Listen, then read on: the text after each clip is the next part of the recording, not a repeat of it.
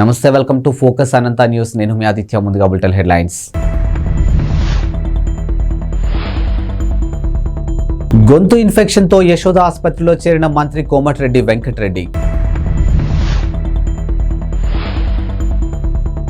ఏపీలో మీచౌంగ్ ప్రభావిత ప్రాంతాల్లో కేంద్ర బృందం పర్యటన.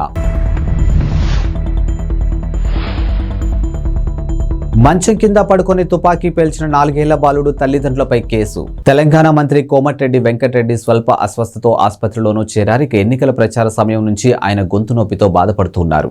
అది మరింత తీవ్రం కావడంతో హైదరాబాద్ సోమాజిగూడలోని యశోద ఆసుపత్రిలోనూ చేరారు. ఎన్నికల ప్రచారంలో విరామం లేకుండా పాల్గొని ప్రసంగించడంతో ఆయన గొంతుకు ఇన్ఫెక్షన్ అయింది. ప్రస్తుతం చలి వాతావరణం పెరగడంతో ఉష్ణోగ్రతలు పడిపోవడంతో అది మరింత ఎక్కువైంది. ఆయనను పరీక్షించినటువంటి వైద్యులు ఇన్ఫెక్షన్ స్వల్పంగానే ఉందని, ఆందోళన చెందాల్సిన పని లేదని చెప్పారు.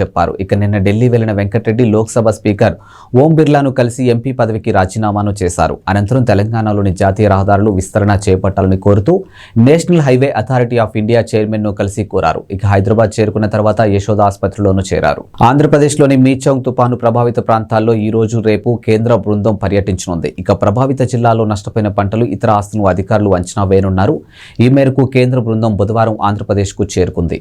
బుధవారం కృష్ణా, బాపట్ల జిల్లాలో, గురువారం నెల్లూరు, తిరుపతి జిల్లాల్లో అధికారులు బృందం పరిశీలన చేయనుంది. పరిశీలనకు ముందు డిజాస్టర్ మేనేజ్మెంట్ డైరెక్టర్ తో భేటీ కానుంది. 2 బృందాలుగా ఏర్పడి ప్రభావిత ప్రాంతాలకు బృంద సభ్యులు పరిశీలించున్నారు. ఆయా జిల్లాల అధికారుల నుంచి సంబంధిత సమాచారాన్ని తెలుసుకోవాలనుకుంటున్నారు. ఏపీ విపత్తు నిర్వహణ సంస్థ ఎండీ అంబేద్కర్ వెల్లడించారు.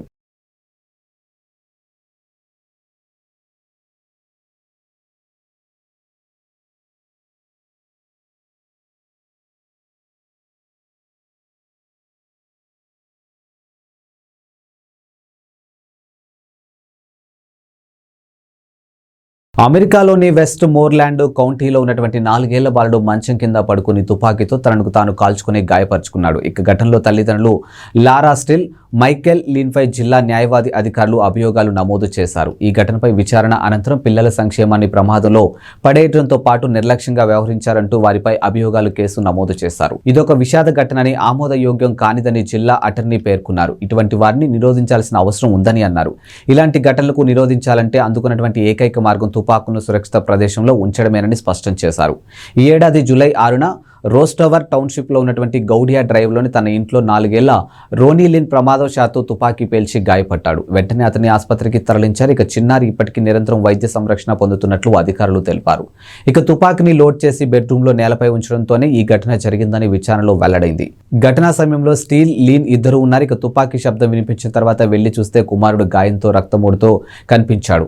పక్కనే తుపాకీ ఉంది. ప్రతి నేరాన్ని నిరోధించలేమని, కానీ అత్యంత దుర్బలమైన వాటిని నిరోధించేందుకు ఓ మార్గాన్ని కనుగొల్సి ఉందని జిల్లా అటర్నీ పేర్కొన్నారు. తుపాకులకు సురక్షిత ప్రదేశంలో ఉంచడం ద్వారా ఇటువంటి ఘటనలకు నిరోధించవచ్చని వివరించారు. తక్షణ మానవతావాద సాయం కోసం గాజాలో ఇజ్రాయెల్ హమాస్ కాల్పుల విరమణకు డిమాండ్ చేస్తూ ఐక్యరాజ్య సమితి జనరల్ అసెంబ్లీలో ప్రవేశపెట్టినటువంటి ముసాయిదా తీర్మానానికి భారత్ అనుకూలంగా ఓటు వేసింది. హమాస్ చెరలో ఉన్నటువంటి బందీలందరినీ బేషరతుగా విడుదల చేయాలని ఈ తీర్మానంలోనూ పొందుపరిచారు.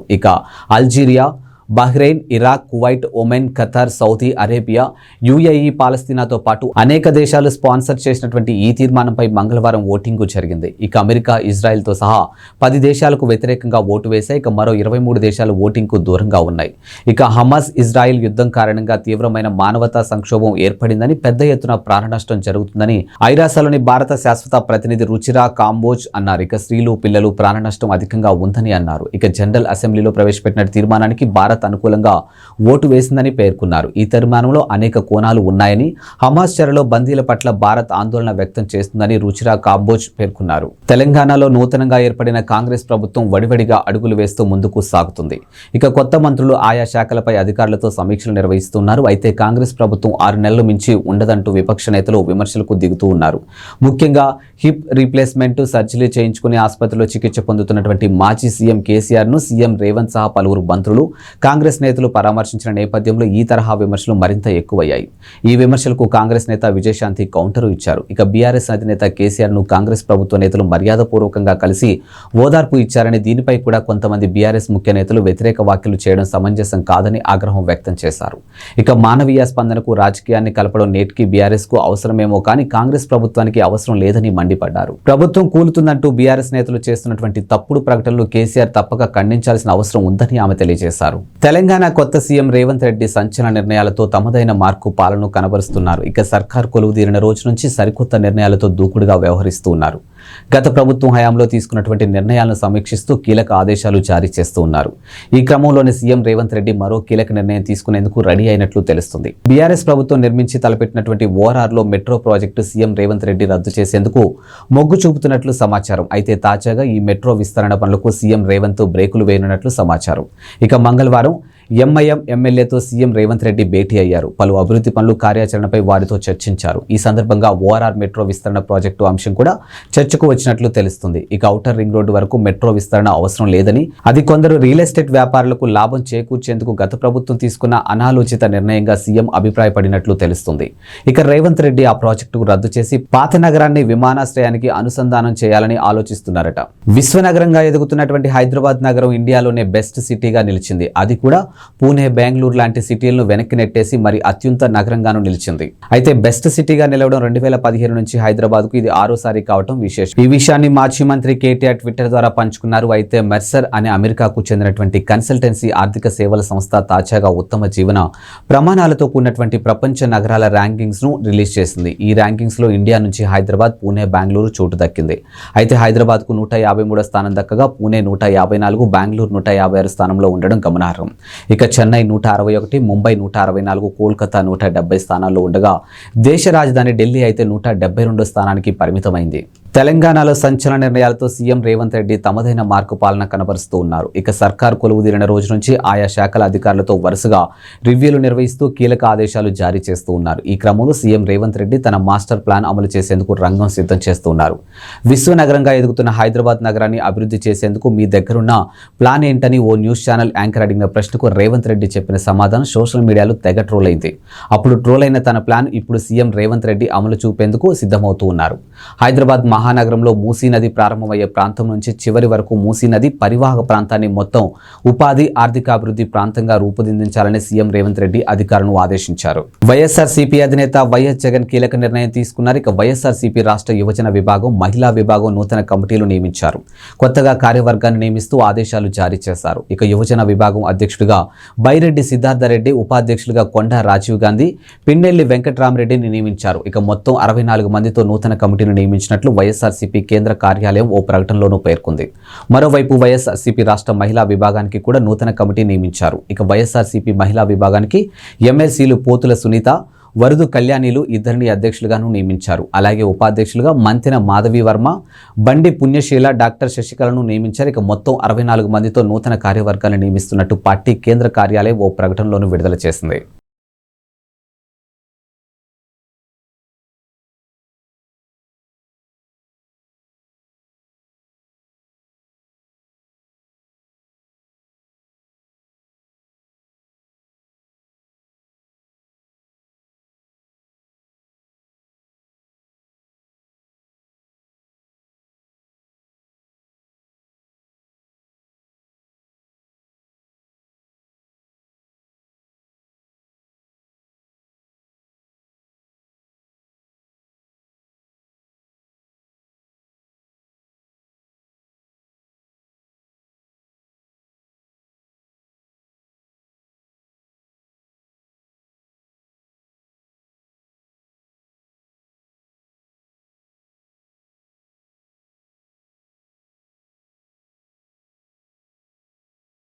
శ్రీశైలం ఆలయ పాలక మండలి కీలక నిర్ణయాలు తీసుకుంది. ఇక దేవస్థానం పరిపాలనా భవన్లో చైర్మన్ రెడ్డివారి చక్రపాణి రెడ్డి అధ్యక్షన సమావేశం నిర్వహించారు.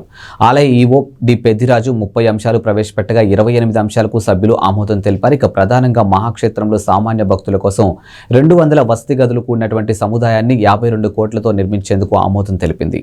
ఇక శ్రీశైలం క్షేత్ర పరిధిలో ట్రాఫిక్, పార్కింగ్ సమస్యలను అధిగమించేందుకు టోల్ గేట్, నంది సర్కిల్ మొదలైన చోట్ల 38.50 లక్షలతో ఫ్రీ కాస్ట్ సెంటర్, డివైడర్ డివైడర్లు ఏర్పాటుకు అంచనాలకు గ్రీన్ సిగ్నల్ ఇచ్చారు. అంతేకాదు 29 లక్షలతో క్షేత్ర పరిధిలో పలుచోట్ల సీసీ రహదారుల నిర్మాణానికి ఆమోదించారు. శిఖరేశ్వర ఆలయ ప్రహరీ బండపరుపు సిమెంటు రహదారి పనులకు 49 లక్షలు కేటాయించారు. ఇక సిద్ధారామప్ప జంక్షన్ మలుపు వద్ద 15 లక్షలతో పనులు చేపట్టాలని, కళ్యాణకట్ట వద్ద 13 లక్షలతో మరమ్మతులు అభివృద్ధి పనులు చేయడానికి ఆమోదం తెలిపారు. శ్రీశైల క్షేత్ర స్థల పురాణం చరిత్ర క్షేత్ర ప్రత్యేకతలను పొందుపరుస్తూ చిత్రాలతో కూడినటువంటి టేబుల్ బుక్ ప్రచురించేందుకు సభ్యులు ఓకే చెప్పారు.